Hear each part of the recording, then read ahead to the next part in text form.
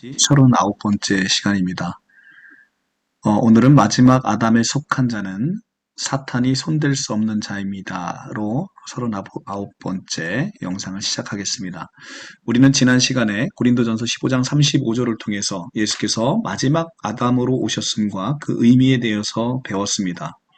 고린도전서 15장 35절 기록된 바 첫사람 아담은 생명이 되었다 함과 같이 마지막 아담은 살려주는 영이 되었나니, 예수 그리스도를 마지막 아담이라고 부르셨다는 것입니다. 마지막 아담이라는 것은 이제 예수 이후로 태어나는 자는 아담이다 아니다, 아담이 아니다 라는 것이죠. 예수께서 마지막 아담으로 오셔서 아담을 끝내셨다는 거죠.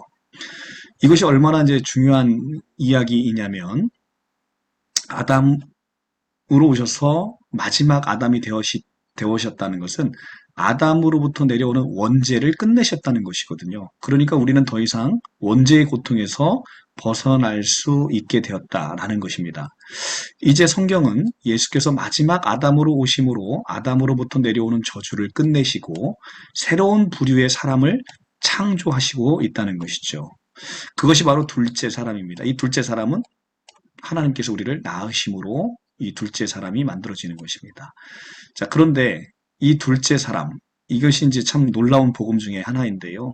이 성경에는 많은 사람들이 나옵니다. 그런데 사실 하나님은 이 많은 사람들을 딱 두 종류로 보고 계신다는 것이죠. 첫째는 첫사람 아담과 둘째 사람으로 이 딱 두 종류의 부류의 사람으로 보시고 있는 거예요. 고린도전서 15장 46절에서 49절의 말씀을 보겠습니다.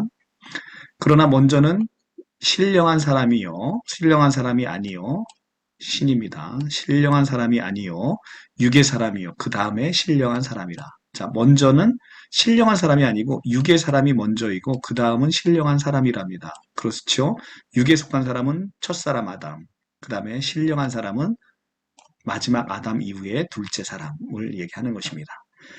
자, 15장 고린도전서 15장 47절 첫사람은 땅에서 났으니 흙에 속한 자이거니와 둘째 사람은 하늘에서 나셨느니라.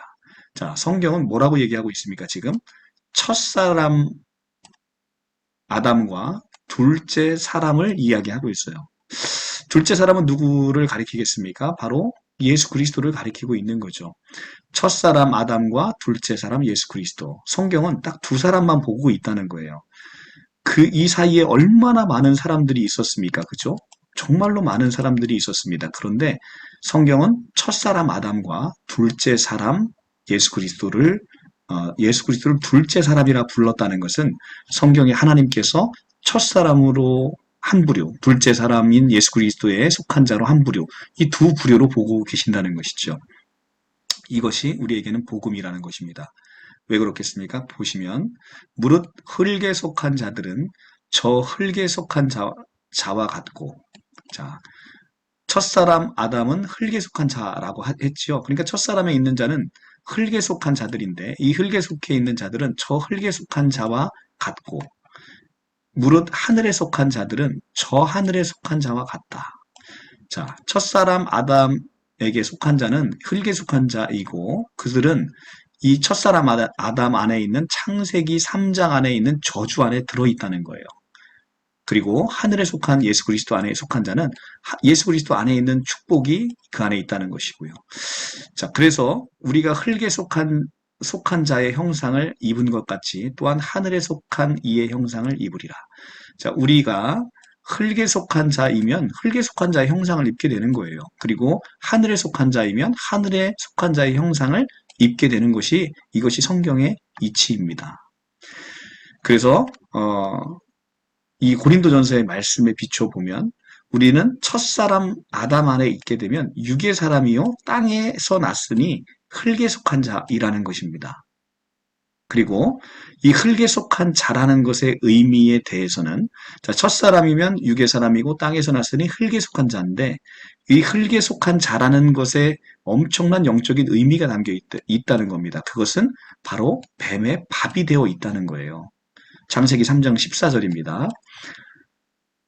자, 아담과 하와를 유혹했던 사탄인 뱀에게 하나님께서 여호와께서 저주를 퍼붓니다. 뭐라고 퍼부시냐면 여호와 하나님이 뱀에게 이르시되 내가 이렇게 하였으니 내가 모든 육족과 들의 모든 짐승들보다 더욱 저주를 받아 배로 다니고 종신토록 흙을 먹을지니라. 자, 지금 뱀에게 여호와 하나님이 저주를 퍼붓는데 종신토록 흙을 먹을지라라고 얘기를 합니다. 그러니까 흙을 먹으라는 것의 의미가 무엇입니까? 바로 흙에 속한 자, 누굽니까? 첫사람 아담인 거예요. 그러니까 첫사람 아담이 그대로 새로 태어나지 못하면 흙에 속한 자이기 때문에 누구의 밥이 되는 겁니까? 바로 이 뱀의 밥이 되는 거예요.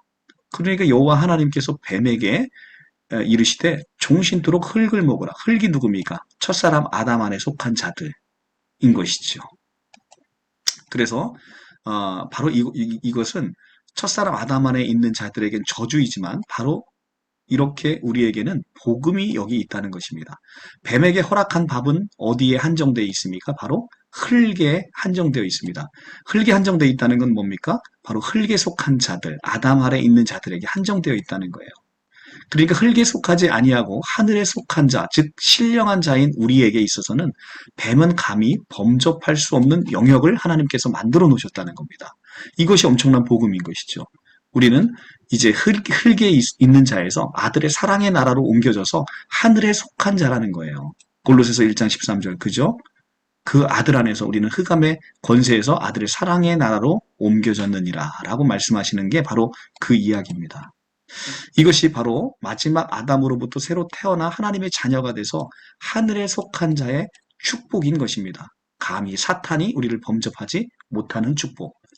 사탄은 이제 우리를 어찌할 수 없을 뿐만 아니라 오히려 반대로 이제 그리스도와 연합된 우리는 여인의 후손이 되어서 사탄의 머리를 그리스도와 함께 밟게 되는 거예요. 그게 바로 밑에 나오는 창세기 3장 15절의 말씀, 원복음의 말씀인 것입니다. 내가 너로 여자의 후손과 여자와 원수가 되게 하고 너의 후손도 여자의 후손과 원수가 되게 하리니 여자의 후손은 내 머리를 상하게 할 것이요 너는 그의 발꿈치를 상하게 할 것이니라 하시고 그렇습니다. 내가 너로 여자와 원수 되게 하고 이제 뱀과 여자의 후손은 원수가 되는 겁니다. 그리고 여자의 후손 바로 여자의 후손은 누굽니까? 예수 그리스도. 그런데 예수 그리스도 혼자서 그 일을 감당하시느냐? 그렇지 않고 여자의 후손은 이제 뱀이 요한계시록 13장에 가면 옛 뱀이 용으로 커지는 것처럼 여인의 후손도 예수 그리스도 홀로 오셔서 이제는 많은 하나님의 자녀를 낳음으로 여인의 후손도 이제는 거대해져서 이제 뱀의 머리를 밟게 되는 것입니다. 그래서 요한계시록에 가면 여인의 후손과 이제 용의 전쟁이 나오는데 거기에는 용은 패배하게 되는 것이죠. 바로 이 여인의 후손은 내 머리를 상하게 할 것이요. 여기서 내는 누굽니까? 바로 사탄입니다. 뱀입니다. 뱀의 머리를 상하게 할 것이요. 뱀은 그의 발꿈치를 상하게 할 것이다. 이것은 십자가의 죽으심을 이야기하는 거죠. 사탄의 계략으로 예수께서는 십자가에 못 박혀 죽으시지만 바로 그것이 우리에게는 승리인 것입니다. 여인의 후손이 바로 뱀의 머리를 상하게 할 것이다. 그렇기 때문에 이제 더 이상 사탄은 흙이 아닌 하나님의 속한 자에게 있어서는 이제는 상대가 되지 않습니다. 그것이 바로 복음입니다. 이것이 바로 우리가 할렐루야를 부르는 아름다운 하나님의 구원의 큰 경륜이고 구원의 서정입니다. 오늘도 하나님의 크신 구원의 계획 가운데 여러분들 평안하시고 행복하시기를 바랍니다. 감사합니다.